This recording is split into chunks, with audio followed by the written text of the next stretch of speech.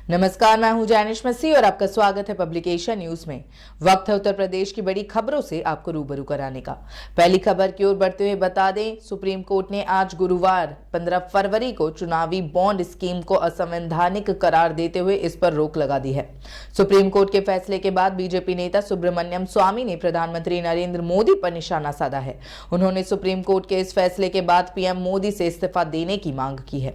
अगली खबर की ओर बढ़ते हुए बता दें, उत्तर प्रदेश में राज्यसभा चुनाव 2024 को लेकर राजनीति गर्मा गई है। भारतीय जनता पार्टी ने 8वें उम्मीदवार को चुनावी मैदान में उतार दिया है। संजय सेठ भारतीय जनता पार्टी के 8वें उम्मीदवार के तौर पर नामांकन दाखिल कर चुके हैं। दरअसल उत्तर प्रदेश की 10 राज्यसभा सीटों के लिए चुनाव की प्रक्रिया चल रही है।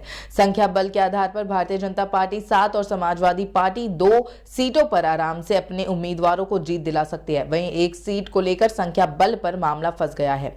संजय सेठ के नामांकन के बाद अब चुनावी मैदान में 11 उम्मीदवार हो गए हैं। ऐसे में अगर किसी उम्मीदवार ने नामांकन वापस नहीं लिया तो 27 फरवरी को चुनाव होंगे। समाजवादी पार्टी ने 3 उम्मीदवारों का नामांकन पहले ही दाखिल कर दिया है।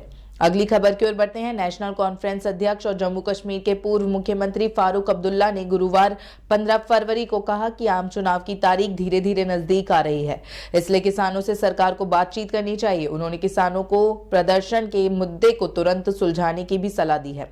फारूक अब्दुल्ला ने पाकिस्तान को लेकर भी बात की है। उन्होंने कहा कि स्थिर पाकिस्तान की वजह से सभी को फायदा होगा। अगली खबर की ओर बढ़ते हैं। सोनिया गांधी ने राज्यसभा चुनाव 2024 के लिए राजस्थान से अपना नामांकन पत्र दाखिल करने के बाद अब रायबरेली की जनता के नाम संदेश देते हुए एक बड़ा ऐलान किया है। कांग्रेस की पूर्व राष्ट्रीय अध्यक्ष सोनिया गांधी इस बार के 2024 के लोकसभा चुनाव में रायबरेली से चुनाव नहीं लड़ेंगी। इस बात की पुष्टि उनके राजस्थान से राज्यसभा के लिए नाम आने के बाद हो गई है। अब सोनिया गांधी ने गुरुवार को रायबरेली की जनता के नाम एक पत्र लिखा है। इस पत्र में उन्होंने अपने ससुर फिरोज गांधी को भी याद किया है।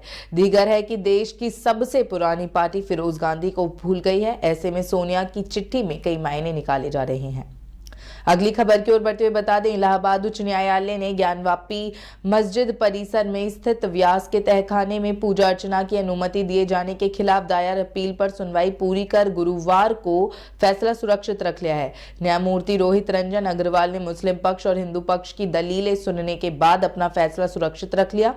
ज्ञानवापी मस्जिद का प्रबंध करने वाली अंजुमन इंतजामिया मस्जिद कमेटी ने वाराणसी की अदालत के 31 जनवरी के उस आदेश के खिलाफ यहां अपील की थी, जिसमें हिंदुओं को ज्ञानवापी मस्जिद परिसर में स्थित व्यास जी के तहखाने में पूजा अर्चना की अनुमति दी गई थी। ऐसी ही तमाम खबरों के लिए देखते रहें पब्लिकेशन न्यूज। धन्यवाद।